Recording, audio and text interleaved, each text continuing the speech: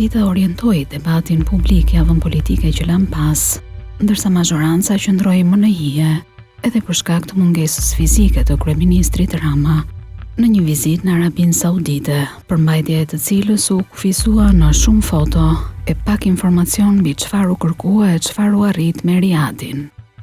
Opozita e zhvendosi oponencën në komisionet parlamentare në kuvend, ndërsa Lulzim Basha vijoi turin e përditshëm nëpër qytete për të sensibilizuar qytetarë që t'i bashkohen në protestën e paralajmëruar më 16 shkurt, sipas tij për largimin e qeverisë. Po çfarë ndodhi javën politike që lam pas?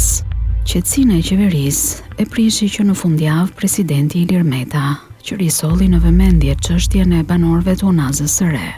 Një përfaqësi të banorëve që protestojnë prej 3 muajsh për mënyrën si do të prishen objektet e tyre, nga ndërtimi i segmentit rrugor, shkolla teknologjike sheshi Shqiponja, Ilir Meta e priti në presidencë, duke i dhënë kështu një vizibilitet institucional kauzës së tyre.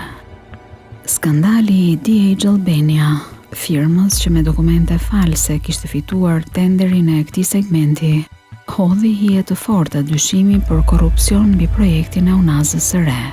Legalizimin e atyre dyshimeve e bëri kreu i shtetit, së pari duke pritur banorët, e së dyti me një qëndrim të detajuar publik, në cilin sugjeronte anullimin e menjëhershëm të projektit, pasi kishte evidentuar shkelje të shumta ligjore, bazuar në informacionet që kishte marrë nga institucionet publike.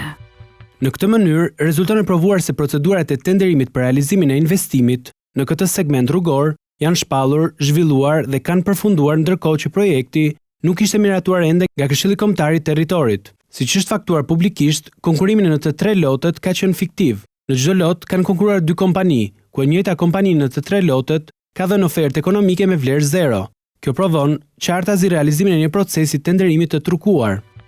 Pakënaqësia e fortë e kryeministrit u lexua në një reagim ndaj presidentit, të cilin e renditi si orientues të opozitës e kundër qeverisë. E vërteta është se Ilir Meta është drejtuesi më serioz i opozitës. Kushtetutën e lexon njësoj si ata, qeverinë e urren njësoj si ata, rrëmujën e uron njësoj si ata, por ndryshe nga ata, ai ul vartësit të mbushin çarçaf me dokra ligjore dhe budallëkut i del zot gjithnjë shkresërisht. Në të njëjtën linjë, nuk vonoi edhe reagimi i Rion Veliajt, që kërkon një mandat të dytë në krye të Bashkisë Tiranë. Unaza i duhet Tiranës.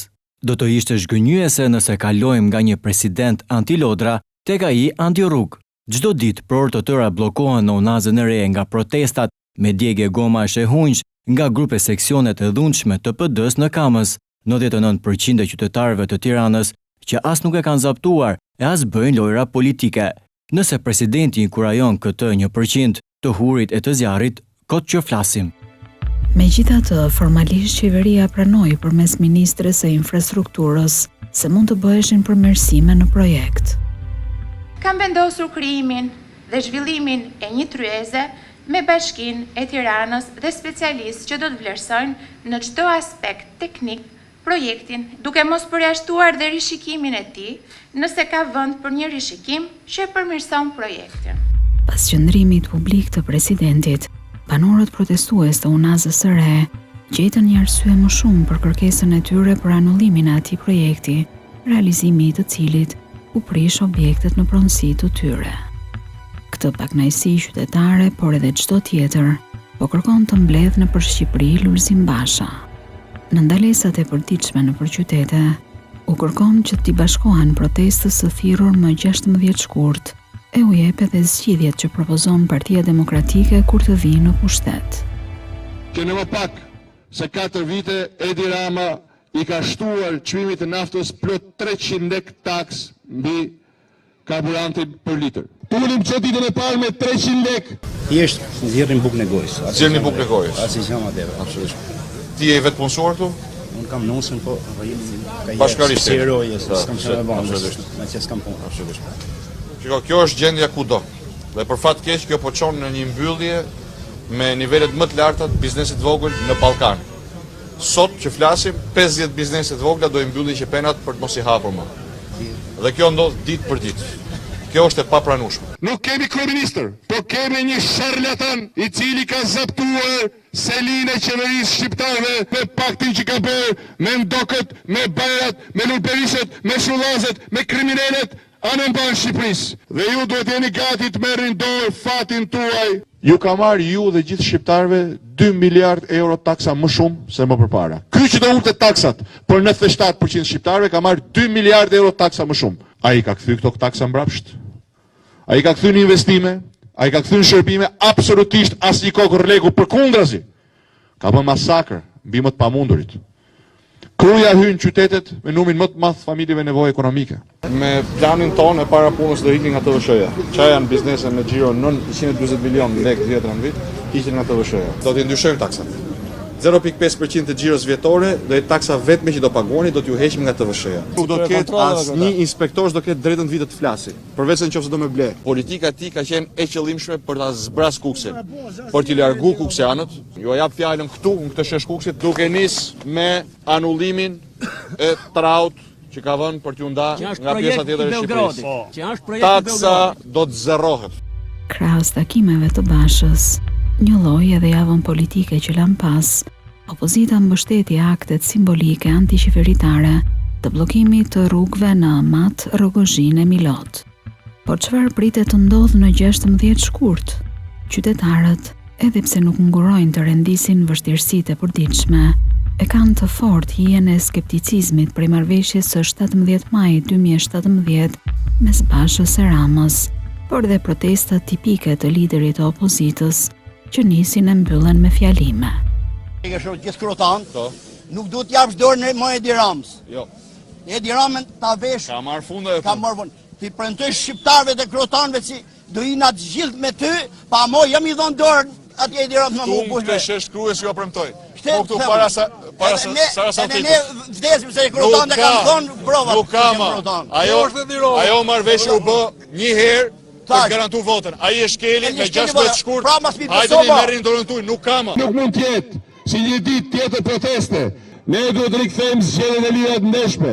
Një qeveri kalimtare e palidhur me krimin dhe t'jeni ju, qytetarët shqiptarë që do të vendosni me votë në bazë programit me 16 shkurt në Tiranë, do ta hap, do ta zblokojë rrugën që ka bllokuar krimi me Edi Ramën dhe do t'i jap perspektivën e merituar vendit, sigurinë, mirëqenien, mundësit dhe lirit çdo familje e çdo shqiptarit dëshëm që nuk kërkon lëmosh.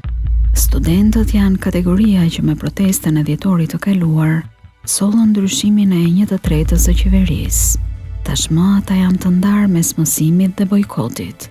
Të pakënaqurit në çfarë u ofron qeveria janë pakica bllokuese e mësimit në disa universitete. Por stafetën e kundërshtimit, javën politike që lan pas duket se morën pedagogët. Të parët ata të shkencave sociale sugjerojnë grevë dhe kërkojnë anullim ose rishikim të ligjit për arsimin e lartë. Në mënyrë të pazakontë, krah studentëve protestues, u shfaq javën politike që lan pas lideri I vetëvendosjes në Kosovë Albin Kurti.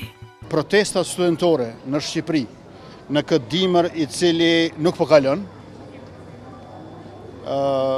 janë ngjarja më e bukur shoqërore dhe zhvillimi më autentik politik në shumë vitet e fundit këtu. Dekani I Fakultetit të Shkencave Sociale Edmond Rapti ka komentuar praninë e Kurtit, duke thënë se ai nuk ka marrë leje për pjesëmarrjen dhe fjalimin e tij. Duhet të theksoj se zoti Kurti nuk ka marrë asnjë lloj kontakti me drejtuesit e fakultetit dhe është I ftuar aty. Deklarata e Raptit hasën kundërshtinë e studentëve. Unë jam me studentët, ka votuar për bojkotin dhe gjysma po bojkoton. Sot I fat 24 agost. Mbështetjen për studentët e ka të përbashkët me shefin e opozitës Lulzim Basha, me të cilin ndajnë edhe qëndrimin për mosprekje të kufive të Kosovës në dialogun me Serbinë.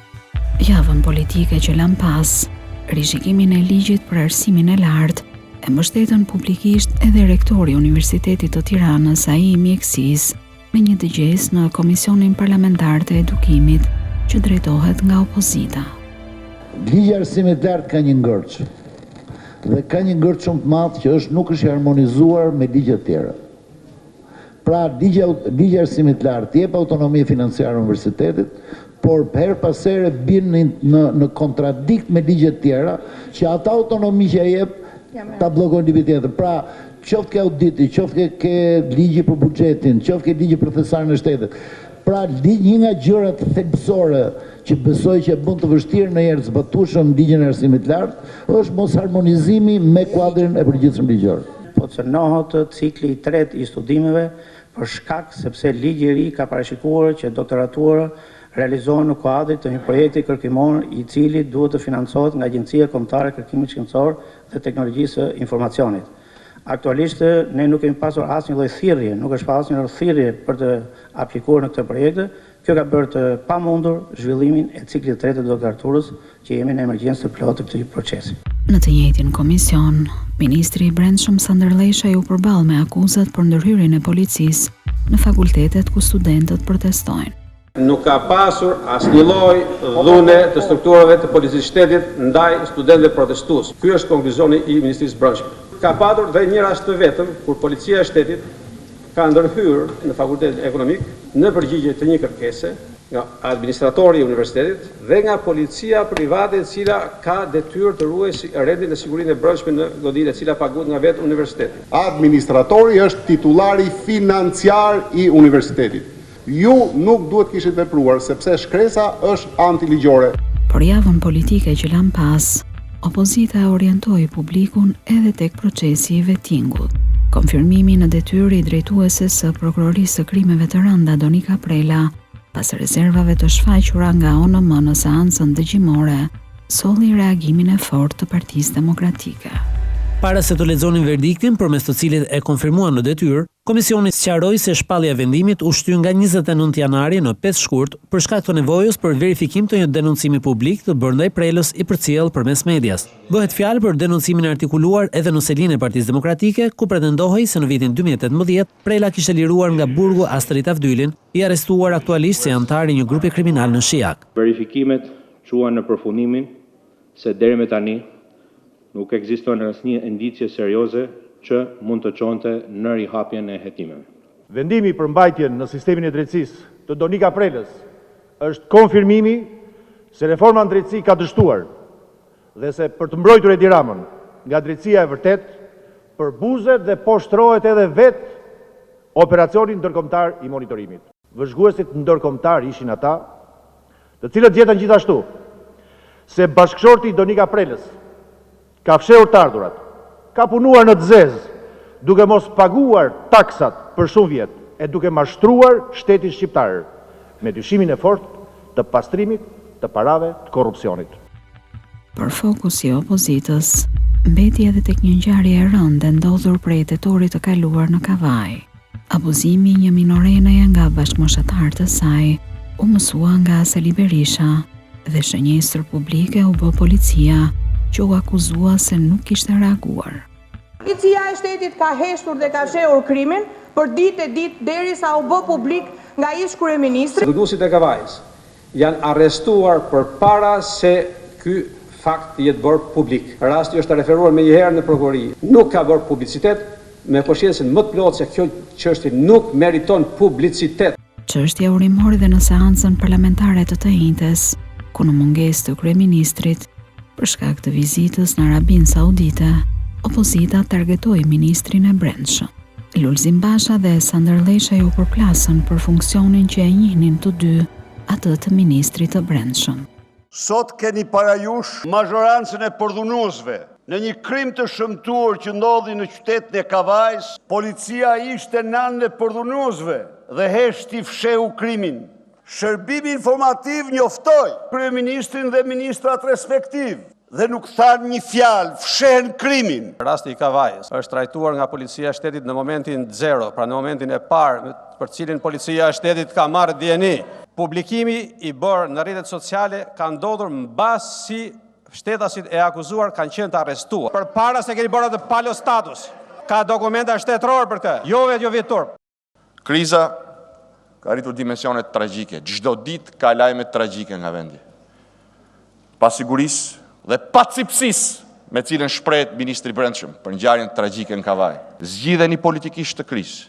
sepse ndryshe prej 16 shkurtit jeni të sigurt që qytetarët do ta marrin fatin e tyre në duart e tyre. Kur nuk do të arrini që prej Kryeministrisë Brendshme, të cilën unë drejtoj, të prodhohen viktima në bulevardin kryesor të Tiranës. Keni 4 të vrarë në CV-n tuaj. Prandaj kur ta drejtoni gishtin, mendoni mirë. Kur gishti tregon hënën, budallai tregon gishtin. Ramës, do ta pyesësh pse i promovoi ata që u akuzuan se shtin mbi ata që i sollët për t'i vrarë dhe mbi cilët marshua drejt pushtetit tuaj korruptiv. Kur unë punova dhe ja dola të plotësoja 150 kritere të luftës kundër krimit të organizuar dhe arrita që shqiptarëve t'i plotësonim një ëndër atë lëvizjes pa viza në zonën Schengen, Zot Rote bashkë me disa tjerë e kishit mendjen se si të krijonit alibit për Edi Ramën dhe për pengesat që ai i vuri Shqipërisë si askush tjetër.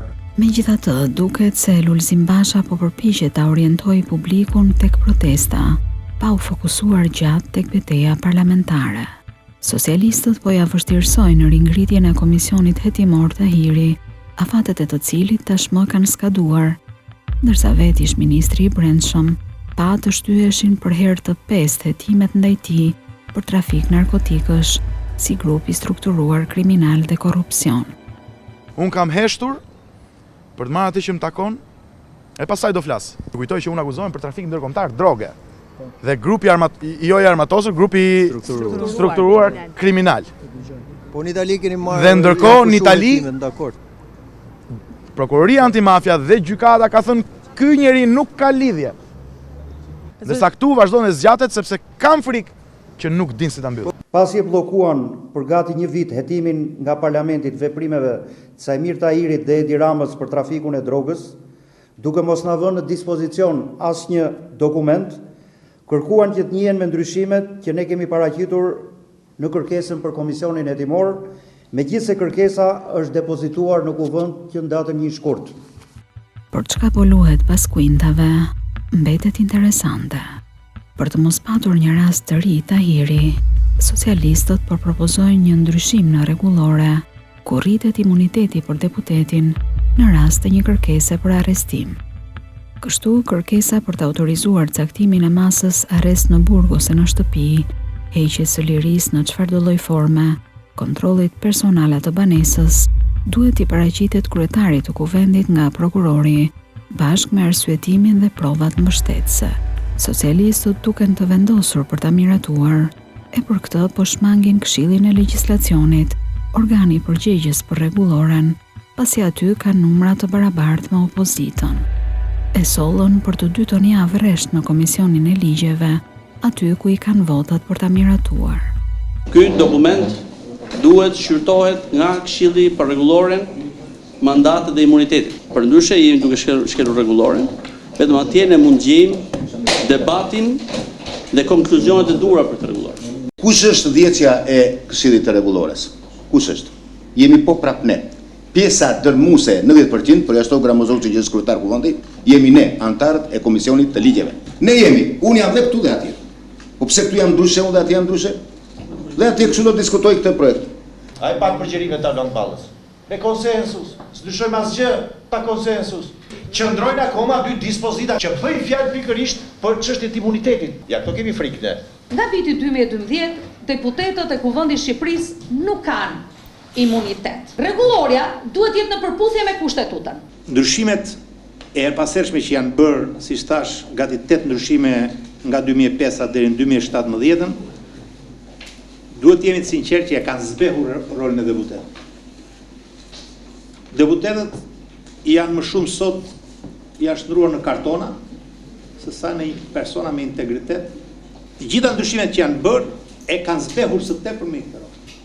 Është momenti për të parë se si mund t'i rikthejmë disa nga ato ndryshime që koha vërtetoi që ishin të padobishme, të dëmshme, që e shndruan legislativin në një zgjatim të ekzekutivit. Miratohen në parim projekt vendimi për ndryshimet në rregulloren e Kuvendit të Shqipërisë. 4 muaj larg një vendimarrje të Këshillit Evropian, nëse Shqipërisë do i hapen apo jo negociatat e antarësimit, nuk ka një përpjekje për një tryezë me opozitën apo me parlamentin. Interesant është se lobimi për hapjen e negociatave ka nisur jo me ministrin e jashtëm të komanduar, por me gramozrruçin.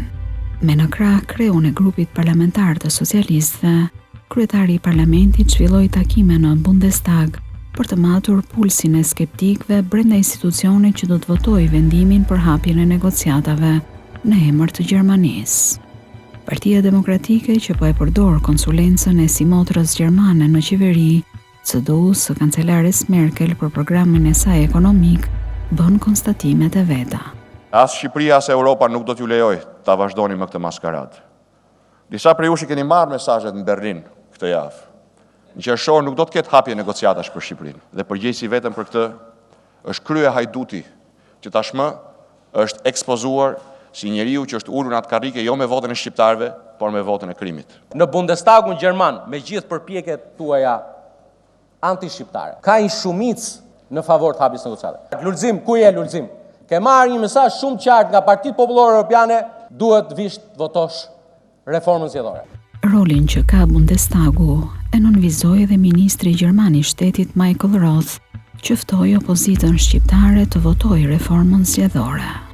Sigurisht që dëshiroj që protestat e paralajmëruara të jenë paqësore dhe të mos kthehen në dhunë. Demonstratat paqësore janë legjitime dhe liria e tubimit është një shtyllë e rëndësishme e kulturës së politikës demokratike. Si student edhe unë kam marrë pjesë në demonstrata, por vendi qëndror i debatit politik midis qeverisë dhe opozitës është parlamenti shqiptar dhe jo rruga. Kjo është arsyeja pse i bëj thirrje opozitës. Shqipëria ka ende detyra të mëdha përpara, të cilat kërkojnë një bashkëpunim të gjitha forcave politike.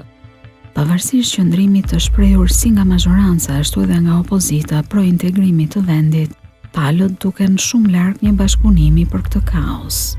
Kryeministri e ka harruar premtimin publik për një platformë me opozitën. Kjo e fundit është e fokusuar tek protestat për largimin e tij, ndërsa vet Rama në angazhimin për të siguruar se studentët nuk do i ketë më përballë si dhjetorin e kaluar, nuk lë rast pa shigjetuar opozitën. Pyetje tjetër, në shqetësim tjetër. Në një vezë ka në drejtimin tim, me që u folë për vezë dhe për pula, se dhe pula kemi në parlament që të dini. Megjithatë, përtej përgatitjeve për protestën e 16 shkurtit për të larguar kryeministrin, në seancën e të njëjtës opozita bashkoi votat me mazhorancën pro antarësimit të Maqedonisë së Veriut në NATO. Një lloj edhe për ratifikimin e marrëveshjes me Bashkimin Evropian për monitorimin evropian të kufirit shqiptar. Lulzim Basha duket se po e kryen një nga detyrat që i kërkohet nga ndërkombëtarët, angazhimin në parlament. Ndërkaq ka intensifikuar takimet me diplomatët edhe në Tiranë, nga të cilët kërkon konsensus për synimin e shpallur një qeveri tranzitore. Për protesta e 16 shkurtit, do t'jetë padyshim testi i besimit të qytetarëve te kryetari i Partisë Demokratike dhe opozita.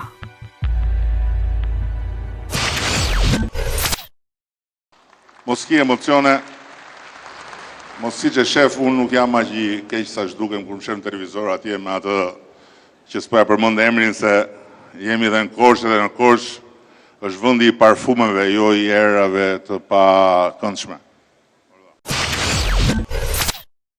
Pyetje tjetër, në shqetësim tjetër.